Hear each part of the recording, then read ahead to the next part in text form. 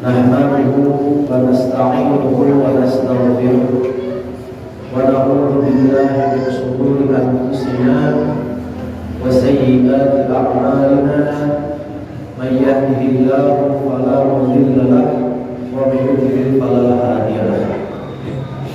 Asyhadu an la ilaha illallah wahdahu la syarika lahu wa asyhadu anna Muhammadan abduhu wa rasuluhu la nabiyya wa la rasula ba'da. Amma ba'd. Para hadirin sidang Jumat rahimahullah, tidak lupa akan selalu terus ingat motif pribadi umumnya untuk para jamaah sekalian untuk senantiasa meningkatkan keimanan serta ketakwaan kita kepada Allah Subhanahu wa taala. Di dalam nas disebutkan watazawwadu fa inna khairaz zadi taqwa. Maka berbekalah kalian karena sebaik-baiknya bekal ketika engkau hidup di dunia yaitu adalah ketakwaan. Tidak lupa kita selalu bersyukur kepada Allah Subhanahu wa taala karena berkat karunia, karena berkat nikmat yang Allah berikan kepada kita masih bisa mampu untuk berjalan, untuk duduk bersama, melakukan ibadah yang diwajibkan oleh Allah dan Rasul. Para hadirin sidang Jumat rahimahullah, takwa berasal dari kata waqaf yang artinya itu adalah menjaga, di mana orang-orang Arab menyebut waqaf itu diartikan sebagai menjaga atau menjauhi seluruh apa yang membahayakan dia sendiri. Maka berubah kalimat waqaf menjadi takwa. Para hadirin sidang Jumat rahimahullah, adapun secara definisi, Abu Hurairah pernah menjelaskan pula. Ada yang pernah bertanya kepada Abu Hurairah, wahai Abu Hurairah, jelaskan apa itu takwa. Maka Abu Hurairah kembali bertanya kepada sang penanya,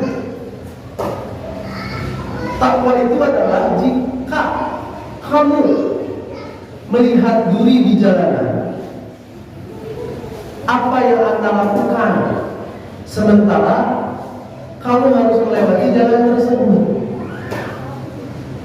Maka orang tersebut menjawab, penanya menjawab, jikalau ada di depan saya itu duri yang banyak, sementara saya harus melewati jalan tersebut, yang saya lakukan yaitu adalah mencari jalan lain. Atau ketika tidak ada jalan lain lagi, maka terpaksa saya harus berhati-hati melewati jalan tersebut agar kaki saya tidak terkena duri. Maka Abu Hurairah menjawab, ya, itulah takwa. Berhati-hati ketika engkau ingin melakukan sesuatu, menjaga diri agar bahaya tidak datang kepada dirinya. Imam Nawawi rahimahullah pernah menjelaskan juga definisi takwa secara eksplisit. Imam Nawawi menjelaskan bahwasanya takwa itu lebih mengerucut, artinya mentaati seluruh perintah Allah dan menjauhi seluruh apa yang dilarang oleh Allah Subhanahu wa taala. Jadi ini dua hal yang berkesinambungan. Satu, mentaati perintah Allah. Allah Subhanahu wa taala memerintahkan aqimus shalah wa ita'iz zakah wa tasum Ramadan. Allah Subhanahu wa taala memerintahkan untuk salat. Allah Subhanahu wa taala memerintahkan untuk zakat. Allah Subhanahu wa taala juga memerintahkan untuk puasa. Maka kewajiban kita selaku hambanya yaitu adalah mentaati perintah Allah. Tidak sampai situ, Imam Nawawi menjelaskan dengan deskripsi selanjutnya dan menjauhi seluruh apa yang dilarang oleh Allah Subhanahu wa taala. Allah Subhanahu wa taala berfirman, "Wala taqrabuz zina." Janganlah kalian mendekati zina. Maka kewajiban kita itu adalah menjauhi apa yang dilarang oleh Allah Subhanahu wa taala. Tidak hanya sampai mentaati perintah Allah, tapi juga kita harus menjauhi seluruh apa yang dilarang oleh Allah Subhanahu wa taala. Para hadirin sidang Jumat rahimakumullah. Ada satu penelitian dari organisasi yang bernama IHME. Ini adalah organisasi yang mencatat orang-orang yang bunuh diri dalam hidupnya, orang-orang yang meninggal karena bunuh diri. Disebutkan bahwasanya total yang bunuh diri di dunia ini, meninggal diakibatkan karena bunuh diri, itu sebanyak 746.000 satu dunia yang meninggal akibat bunuh diri. Ini yang tercatat. Salah satunya Indonesia itu menyumbang 4.750 orang meninggal karena bunuh diri. Maka di sini meneliti mengapa mereka bisa bunuh diri. Nah, ternyata peneliti itu meneliti ada dua penyebab seorang itu bisa bunuh diri.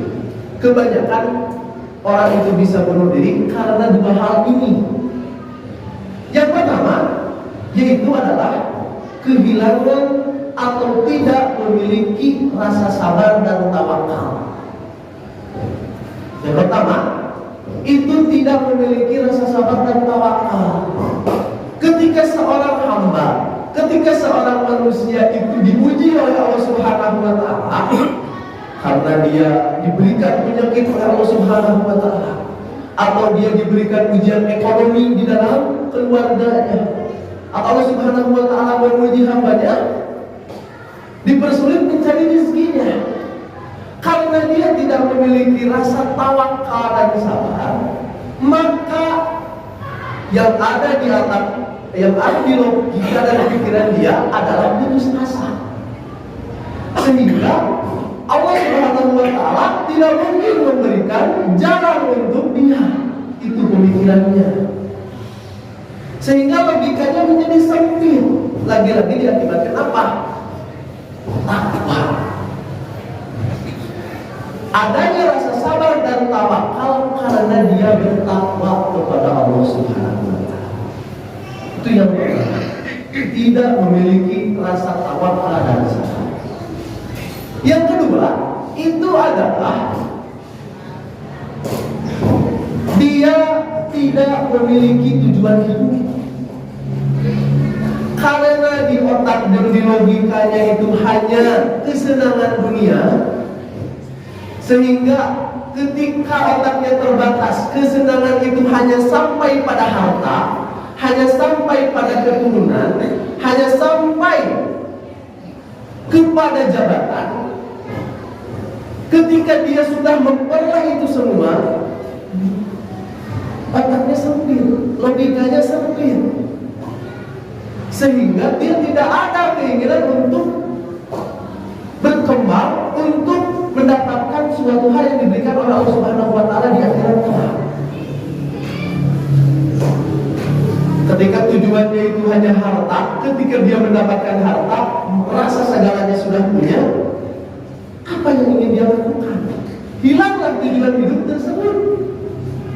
Maka apa yang terjadi? Banyak yang bunuh diri karena itu. Lagi-lagi apa?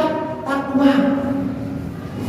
Allah Subhanahu wa taala memerintahkan bahwasanya tujuan seorang hamba tinggal di bumi, tujuan kita hidup di bumi itu hanya untuk beribadah kepada Allah Subhanahu wa taala. Wa ma khalaqul jinna wal insa illa liya'budun. Tidak aku ciptakan jin dan manusia kecuali hanya untuk beribadah kepada Allah Subhanahu wa ta'ala. Barakallahu li wa lakum. Sidang Jumat rahimahumullah. Yang pertama, orang tidak bertakwa mengakibatkan dia tidak bisa bertawakal dan sabar kepada Allah Subhanahu wa ta'ala. Seperti para peneliti yang tadi, bahwasanya ketika kita memiliki rasa tawakal dan sabar, maka kita yakin bahwasanya Allah Subhanahu wa ta'ala menguji seorang hambanya tidak akan melebihi batas kemampuannya. Jika kita diberikan penyakit oleh Allah Subhanahu wa ta'ala, maka apa yang dilakukan? Sabar dan terus beribadah, sabar dan terus meminta kepada Allah. Kebanyakan manusia tidak memiliki rasa tawakal dan sabar, maka dia berpaling, semakin berpaling kepada Allah. Ketika dia diberikan ujian oleh Allah Subhanahu wa ta'ala, bukannya itu menjadi dekat dengan Allah, tapi sebaliknya maka dia menjauhi Allah Subhanahu wa ta'ala. Nah, ini adalah sebuah pemikiran yang salah. Mengapa Allah Subhanahu wa ta'ala menguji hambanya? Karena Allah Subhanahu wa ta'ala cinta terhadap hambanya. Karena Allah Subhanahu wa ta'ala memiliki sifat kasih sayang terhadap hamba. Oh, dia ini sudah cocok untuk naik ke tingkat selanjutnya, maka Allah Subhanahu wa ta'ala memberikan ujian. Begitupun ada juga sebab Allah Subhanahu wa ta'ala menguji hambanya karena mungkin ada dosa yang dulu kita lakukan. Dia ada dosa yang kita lakukan dan tidak bisa dihapus dengan taubat saja. Bisa jadi Allah Subhanahu wa ta'ala sayang kepada kita, cinta terhadap kita, dengan cara apa menghapusnya? Dengan cara menguji hambanya, diuji kesabarannya, diuji tawakalnya. Wa yarzuqhu min haitsu la yahtasib. Dan Allah akan memberikan rezeki kepada dia dari arah yang tidak disangka-sangka. Ayat sebelumnya juga disebut jelaskan, wa may yattaqillaha yaj'al lahu makhraja. Barang siapa yang tahu,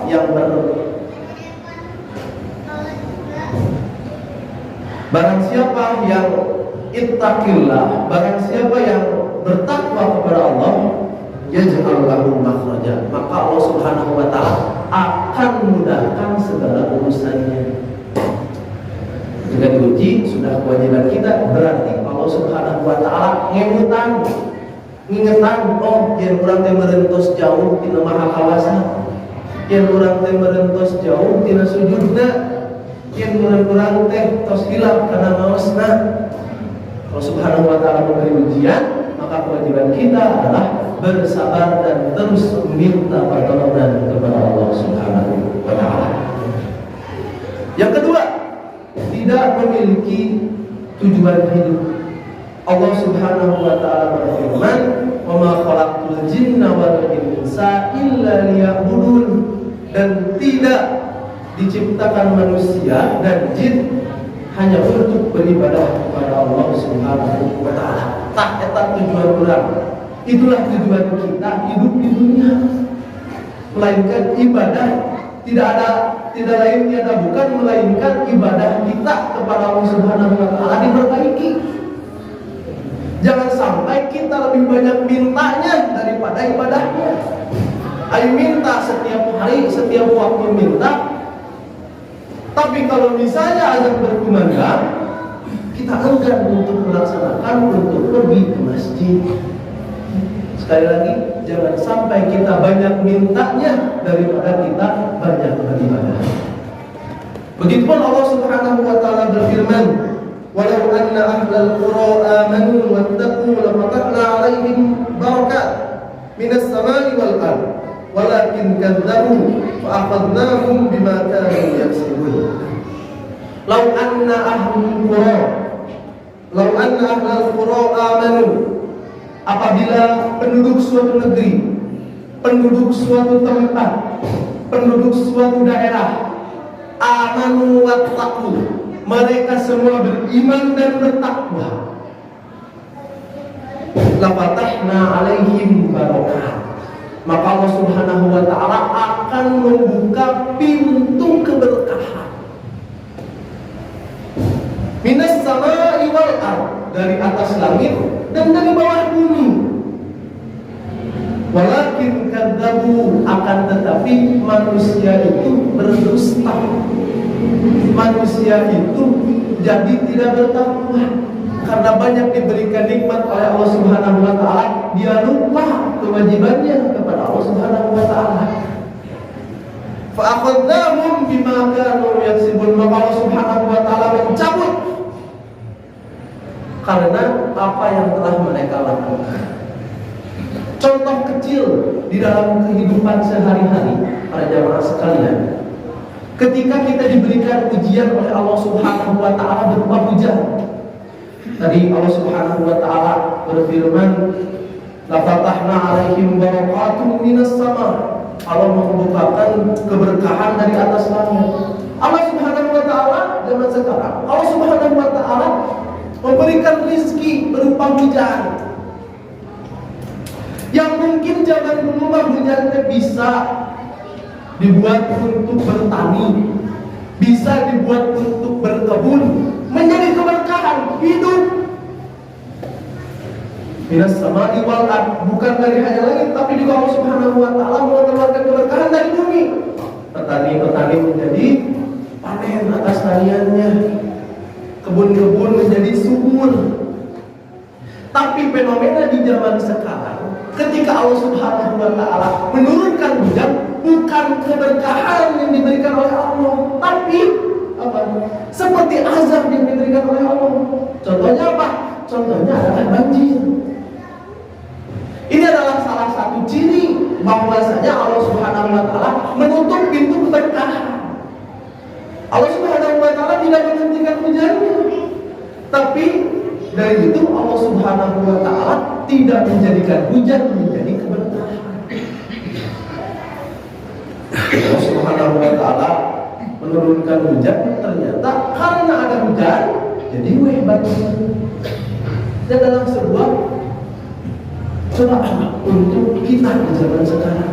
Kenapa? Apa sebabnya? Ternyata Allah Subhanahu wa ta'ala berfirman tadi di dalam ayatnya, walau anna ahlal qura amanu, apabila penduduk suatu tempat beriman dan bertakwa. Jadi syaratnya itu adalah ketika semua yang diberikan oleh Allah Subhanahu wa ta'ala ingin menjadi keberkahan, kuncinya itu adalah kita terus beriman dan bertakwa.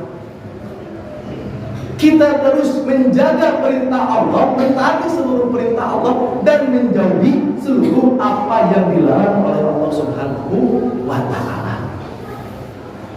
Mungkin terlalu banyak maksiatnya di kota ini, di tempat ini, minimal di keluarga sendiri, sehingga kita tidak bisa merasakan sedikit pun keberkahan yang diberikan oleh Allah Subhanahu wa ta'ala.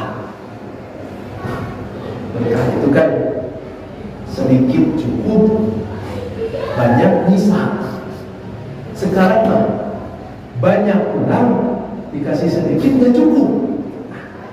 Itu adalah sebuah fenomena yang lain. Di Bandung terkenal dengan Sungai Citarum, yang mungkin dulunya Sungai Citarum itu bisa dimanfaatkan oleh warga sekitar untuk mencuci, untuk mandi, tapi zaman sekarang tidak bisa seperti itu. Boro-boro nyuci, boro-boro mandi, megangnya juga sudah tidak mau. Nah, ternyata Allah Subhanahu wa ta'ala, karena apa itu bisa terjadi? Keberkahan bisa dicabut oleh Allah Subhanahu wa ta'ala. Karena apa? Karena kebanyakan manusia di dalamnya tidak beriman dan tidak bertakwa. Lebih banyak maksiatnya daripada ibadahnya. Barakallahu wa lakum, innallaha wa malaikatahu